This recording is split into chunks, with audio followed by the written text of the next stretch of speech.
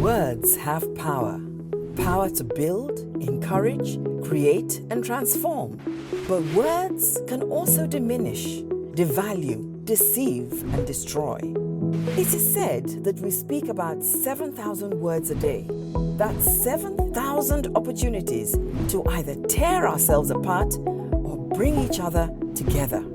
If every thought becomes a word and every word becomes an action, how are we fueled by our response to words?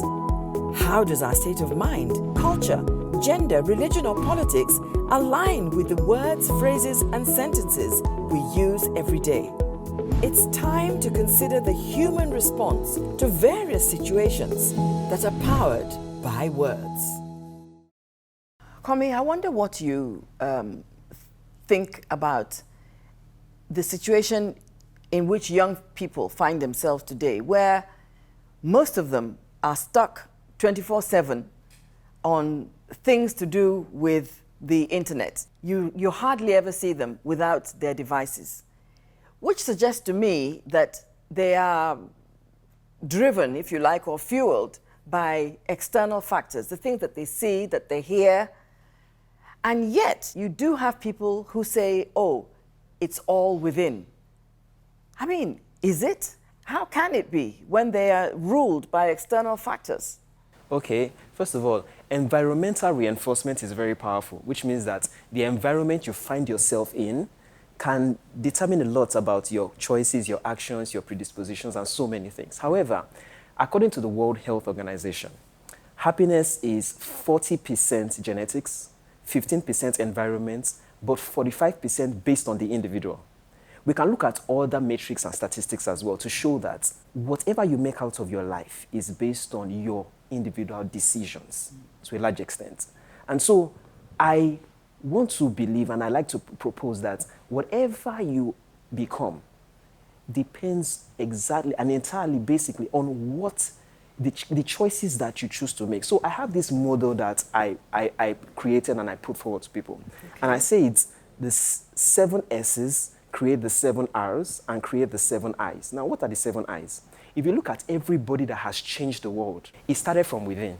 And the 7 I's are ideas, 1, 2, insights, 3, inspiration, 4, intuition, 5, inquisition, 6, innovation, and 7, inventions. The 7 I's. The 7 I's. So if you look at anybody, whether it was a reformer, an activist who was inspired and felt like, no, this cannot continue. It was a reformer that felt like things could be much better because they did a lot of research or they were curious. Or if you look at great creators like Da Vinci or Albert Einstein, it came from a lot of inquisition, studying a lot to find out that, oh, no, this law is different, or this law is not correct, we can do things differently. It started from the 7 I's. And all the 7 I's propel from within. If you're going to have an idea, if you're going to be inspired, it comes from within. It's inspiration, not expiration. Yes. And so it starts from within, basically. As a matter of fact, I mean, as you were listing those, intuition begins with I-N. Yes. Inspiration, yes. I-N. Yes. Innovation, yes. I-N.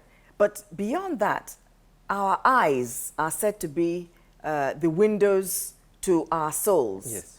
And so it suggests to me that it is the way we see ourselves, is the way we look at ourselves. But there is a bit of a challenge sometimes, because how do you know whether what you see about yourself is enough?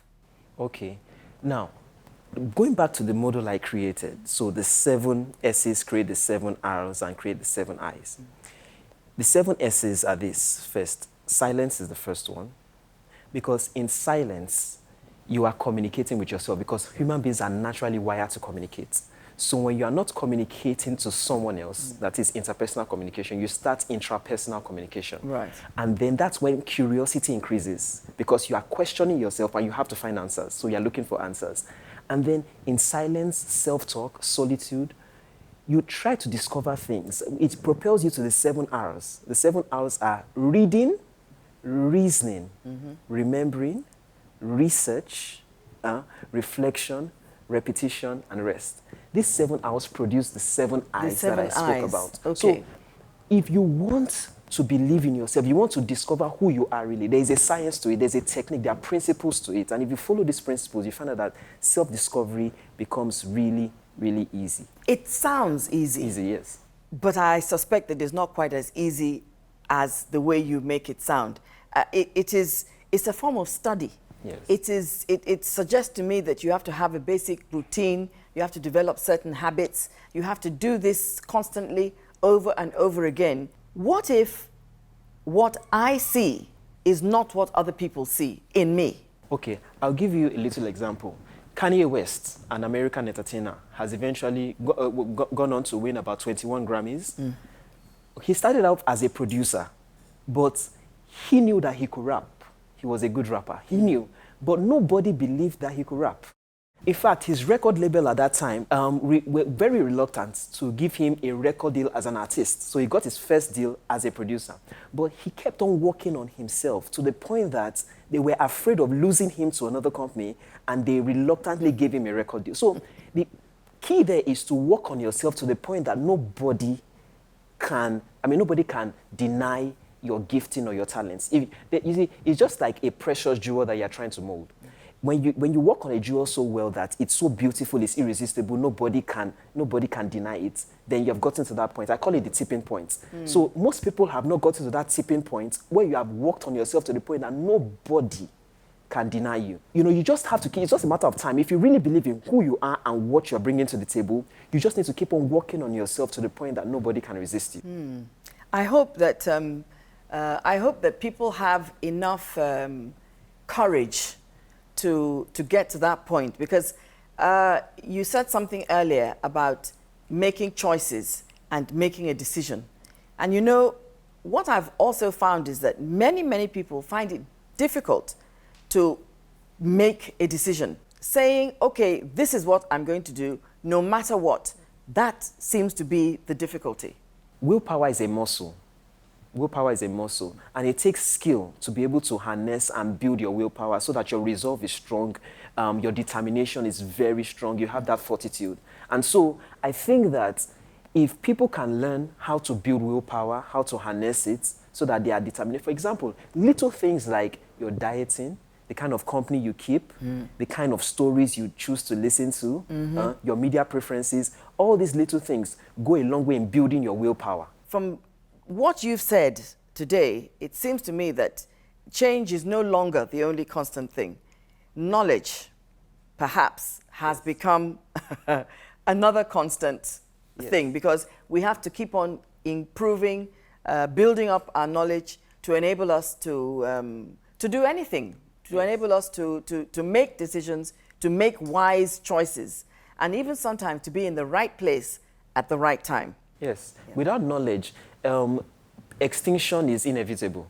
I mean, if you look at today, we don't use BlackBerries. At their height, they had 400 million users. Why? Because one company just acquired or went deeper into research and came out with better products. And today, Apple is investing more in health than even in tech. Why? Because they know that if they don't do a lot of things in the area of knowledge, they'll become extinct. So, I mean, if you look at Huawei, for example, Huawei 10 years ago didn't make any smartphones. Last year, they sold over 200 million smartphones.